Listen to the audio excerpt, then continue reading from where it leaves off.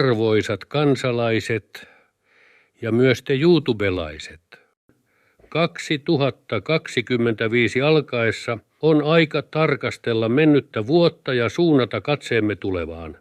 Vuosi 2024 oli täynnä merkittäviä tapahtumia sekä Suomessa että maailmalla, jotka vaikuttivat elämäämme monin tavoin. Suomen NATO-jäsenyys on tuonut meille vapauksia itänaapurimme suhteen. Koska emme enää ole täysin rähmällämme itään, niin minä voin viimeinkin sanoa rakkaalle naapurillemme sen, minkä sanomisesta olen haaveillut kaikki nämä vuodet. Haistakaa paska.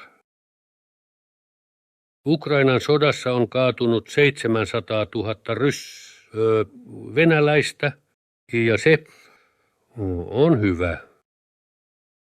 Venäjän aloittama julma hyökkäyssota toi edelleen mukanaan mittaamatonta kärsimystä ukrainalaisille, mutta samalla se toi esiin myös ihmisten ja kansojen kyvyn solidaarisuuteen. Paitsi saksalaisten, mutta nehän nyt ovat aina olleet historian väärällä puolen. Seppo Räty toden totta tiesi, mistä puhui. Voisi jopa leikkisästi sanoa, että sillä maalla ei ole historiaa. Sillä on sairauskertomus.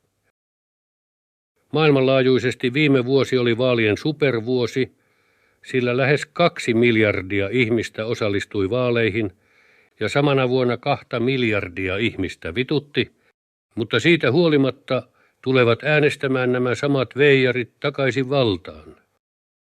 Suomi sai taas uuden presidentin, vaikkei niitä presidenttejä tarvitsisi olla jatkuvasti vaihtamassa.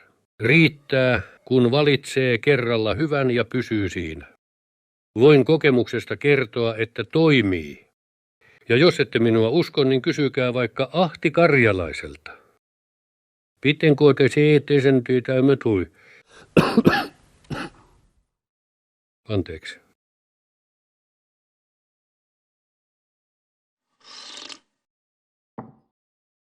Yhdysvalloissa seniili vanhus vaihtui debiiliin vanhukseen.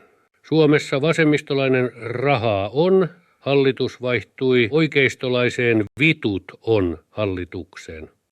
Kokoomus kätyreineen johtaa nyt tätä maata, enkä voi vastustaa kiusausta todeta, että mitä minä sanoin. Ilmastonmuutos huolettaa edelleen. Vuosi oli poikkeuksellisen lämmin, mikä sai suomalaiset miettimään, saataisiinko tännekin jo palmuja presidenttien kiipeilypuiksi. Jonnet ei muista. Kotimaan politiikassa polarisaatio oli vahvaa. Tavalliset kansalaiset ovat kääntyneet toisiaan vastaan. Urheat näppäimistösoturit kirjoittavat ruudun takaa ryönäänsä kymmensormijärjestelmän sijaan keskisormijärjestelmällä. Kyllä Kekkosta tarvittaisiin taas. Verorahojen väärinkäyttö on aiheuttanut paljon porua. Suomen suurin voittoa tavoittelematon järjestö Olympiakomitea lennätti Pariisiin sinne kuulumattomia henkilöitä. Näiden urheilijoiden lisäksi sinne lähetettiin myös poliitikkoja ja urheiluliiton rälssiä. Viime vuonna naisiin kohdistunut väkivalta puhutti erityisen paljon. Liian moni pitää tällaista väkivaltaa hyväksyttävänä. Räikein esimerkki tästä nähtiin, kun Pariisissa miehet hakkasivat naisia kansan hurratessa ja voittivat nyrkkeilykultaa.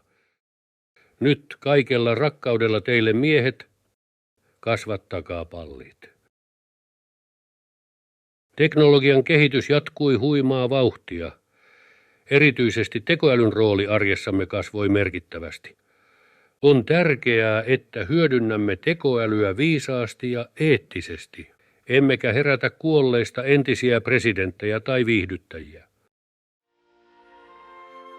Kulunut vuosi muistutti myös siitä, kuinka tärkeää on kansallinen yhtenäisyys. Vaikka mielipiteet saattavat jakaa meitä, on tärkeää muistaa, että olemme kaikki samassa veneessä. Yhteiskuntamme vahvuus piilee siinä, että pidämme huolta heikoimmistamme ja annamme jokaiselle mahdollisuuden menestyä. Olkaamme jälleen kansa, joka on tunnettu järjen käytöstä. ei sen puutteesta. Kiitän teitä kaikkia kuluneesta vuodesta ja toivotan rauhallista, toiveikasta ja menestyksekästä uutta vuotta 2025, joka tullaan tulevaisuudessa muistamaan vuotena 125 JUK. Jälkeen Urho Kekkosen.